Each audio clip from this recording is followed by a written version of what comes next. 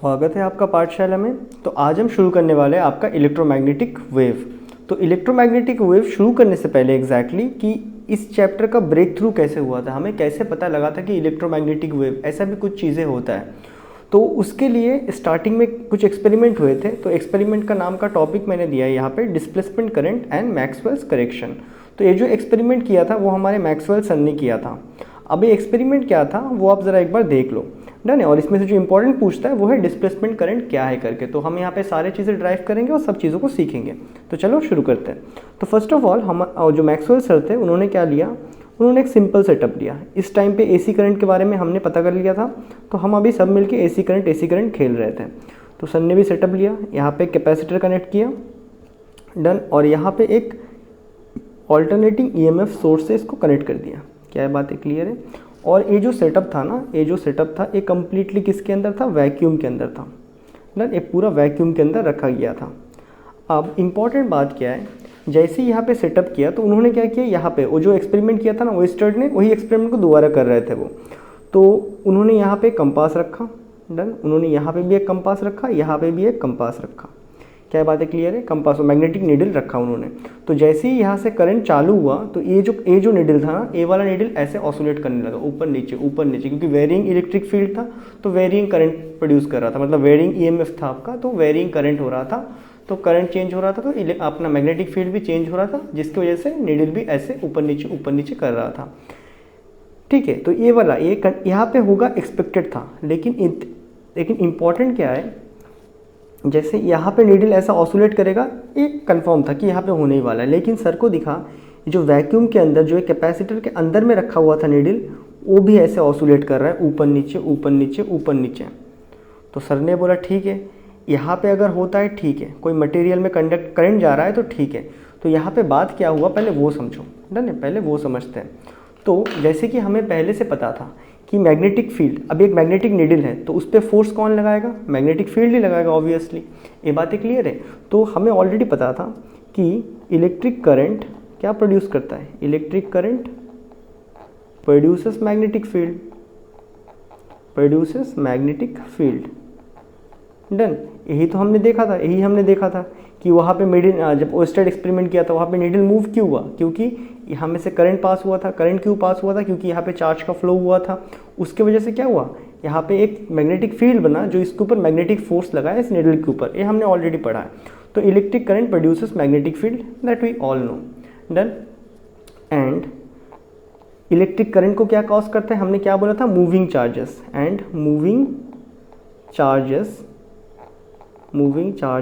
With velocity, that is आपका drift velocity. Moving charges produces, क्या produce करता है, इलेक्ट्रिक करंट। एंड साथ ही साथ में एंड ये जो चार्जेस है इसे कैरी कौन करता है, कैरियर कौन है चार्ज का, मटेरियल्स होते हैं, दैट इज कंडक्टर्स होते हैं। And charges are carried by materials, ये हमें ऑलरेडी पता था, डन। तो इस हिसाब से देखें तो इलेक्ट्रिक करंट, देखो हम कैसे पता करते हैं कोई चीज़ को इलेक्ट्रिक करंट क्यों कहते हैं, क्योंकि वो मैग्नेटिक फील्ड को प्रोड्यूस करता है, डन है। और यहाँ पे कितना मैग्नेटिक फील्ड प्रोड्यूस होगा वो अगर हमें निकालना है तो एम्पियर ने क्या बोला था, एक लूप ले लो। तो अगर हम यहाँ पे एक एम्पियरियन लूप कंसिडर करते हैं तो हमारे पास मैग्नेटिक फील्ड का फॉर्मूला आता है, B.dl = μ0, और इसमें से कितना करंट फ्लो हो रहा है, वही ना, μ0I, डन। ये ऑलरेडी एम्पियर ने दिया हुआ था। तो अगर हम लोग देखें हमारा पुराना डेफिनेशन के हिसाब से, तो इलेक्ट्रिक करंट मैग्नेटिक फील्ड को प्रोड्यूस करता है, मतलब जो भी चीज़ मैग्नेटिक फील्ड प्रोड्यूस कर रहा है वो हमारे लिए इलेक्ट्रिक करंट के बराबर है। और कौन प्रोड्यूस करता है करंट को, कोई भी चार्ज अगर मूव कर रहा है तो ड्रिफ्ट वेलोसिटी के साथ। और साथ ही साथ में इसको कैरी कौन करता है, चार्जेस को कोई भी मटेरियल कैरी करता है, लेकिन इसके अंदर वैक्यूम था और यहाँ पे कोई भी चीज़ नहीं था, लेकिन यहाँ पे ये वैक्यूम कैपेसिटर के अंदर कुछ भी नहीं है, लेकिन फिर भी ये नीडल डिफ्लेक्ट हुआ। मतलब नीडल डिफ्लेक्ट हुआ मतलब क्या है, मैग्नेटिक फोर्स लगा मतलब मैग्नेटिक फील्ड प्रोड्यूस हुआ। मैग्नेटिक फील्ड कौन प्रोड्यूस करता है, इलेक्ट्रिक करंट। लेकिन यहाँ पे कोई भी मीडियम कुछ भी नहीं था, डन, कुछ भी नहीं था, ना ही यहाँ पे कोई कंडक्टर मटेरियल था, ना ही यहाँ पे कोई चार्जेस मूव कर रहे थे। ये हमें ऑलरेडी ये सब चीज़ें पता है। तो मैक्सवेल सर ने क्या बोला कि हमें जो चीज़ें पता है इलेक्ट्रिक करंट के बारे में वो इनसफिशिएंट है, यहाँ पे कुछ एक्स्ट्रा चीज़ें भी है जो हमें जानना चाहिए। तो यहाँ पे मैं लिख देता हूँ कि थॉट क्या आया था, क्या थॉट आया था मैक्सवेल सर के दिमाग में। तो मैक्सवेल सर ने जो सोचा, उन्होंने बोला कि यहाँ पे कुछ तो है, there is something in between the plate, there is something, ये थॉट है, ठीक है, लिख नहीं देना, there is something in between the capacitor plate, done, ये मैक्सवेल सर का थॉट है, there is something in between the capacitor plate that produces magnetic field, produces magnetic field, वो मैग्नेटिक फील्ड को प्रोड्यूस कर रहा है, एंड बिहेविंग एज, और कैसा बिहेव कर रहा है, and behaving as a electric current, electric current, यहाँ पे कुछ तो है जो ऐसा कर रहा है। और हमें एनी हाउ पता है कैपेसिटर के अंदर क्या होता है, इलेक्ट्रिक फील्ड होता है, ये हमने पढ़ा है ना, कैपेसिटर के अंदर एनर्जी स्टोर कैसे होता है, इलेक्ट्रिक फील्ड के फॉर्म में होता है। लेकिन यहाँ पे क्या है, ऑसिलेटिंग ईएमएफ लगाया, तो ऑसिलेटिंग ईएमएफ की वजह से यहाँ पे जो इलेक्ट्रिक फील्ड प्रोड्यूस होगा इस प्लेट में, तो कभी ऐसा पॉजिटिव रहेगा, कभी ऐसा नेगेटिव रहेगा, तो कभी फील्ड ऐसा होगा तो कभी फील्ड ऐसा होगा। मतलब क्या होगा, फील्ड ऐसे ऑसिलेट कर रहा होगा, डन है, क्योंकि यहाँ पे सोर्स ही क्या है, वेरिंग है, तो फील्ड ऐसे ऑसिलेट कर रहा है। तो मैक्सवेल सर ने यहाँ से क्या बोला, तो यहाँ पे देखते हैं।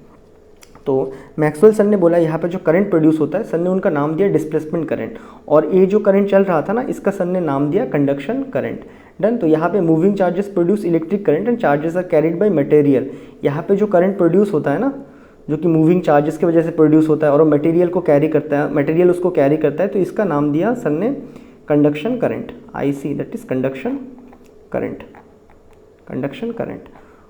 और यहाँ पे जो इलेक्ट्रिक फील्ड चेंजिंग की वजह से जो करंट प्रोड्यूस हो रहा था, जिसकी वजह से मैग्नेटिक नीडल ऐसे मूव कर रहा था ऊपर नीचे, उसका नाम दिया सर ने डिस्प्लेसमेंट करंट।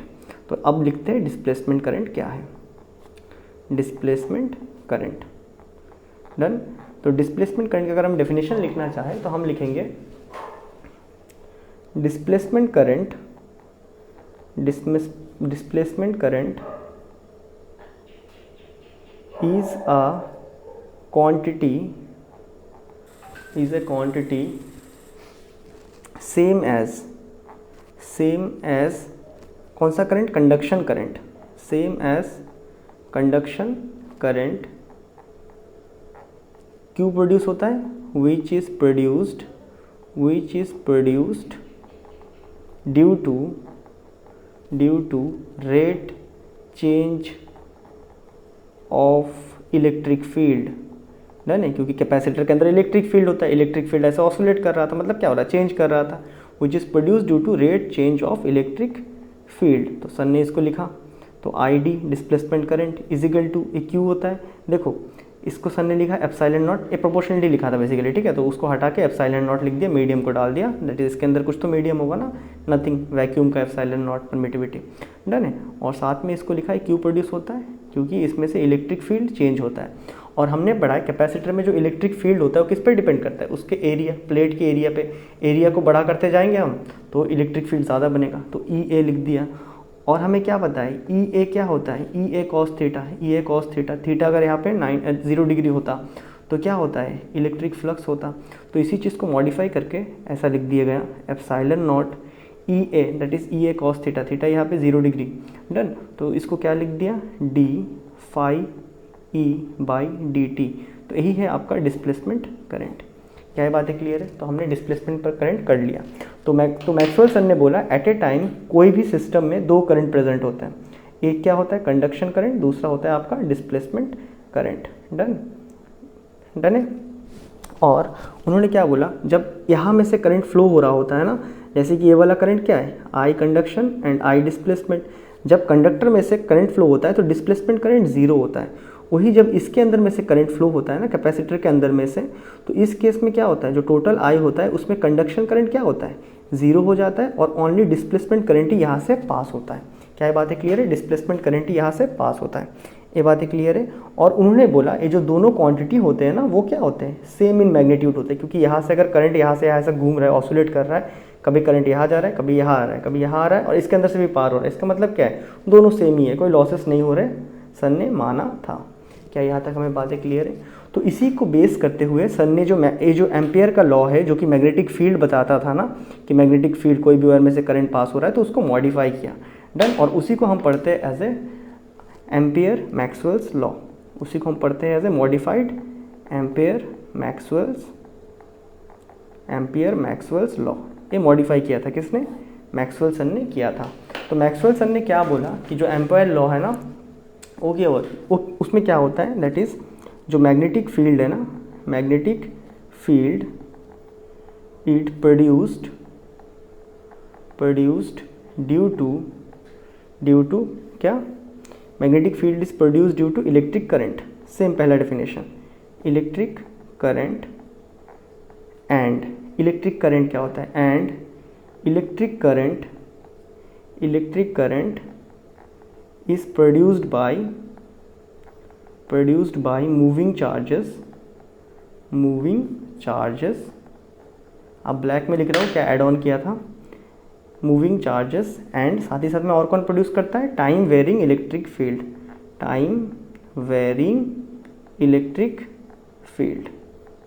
क्या बात है, क्लियर है? ये पार्ट सर ने ऐड ऑन किया था कि मैग्नेटिक फील्ड क्या करता है।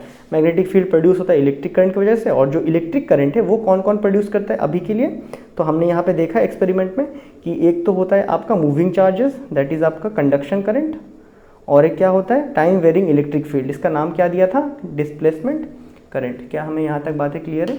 तो सर ने फाइनली लॉ को मॉडिफाई करके लिख दिया ऐसा, दैट इज आपका B.dl किसके बराबर? Mu naught. करंट में क्या है? Conduction and displacement. डन।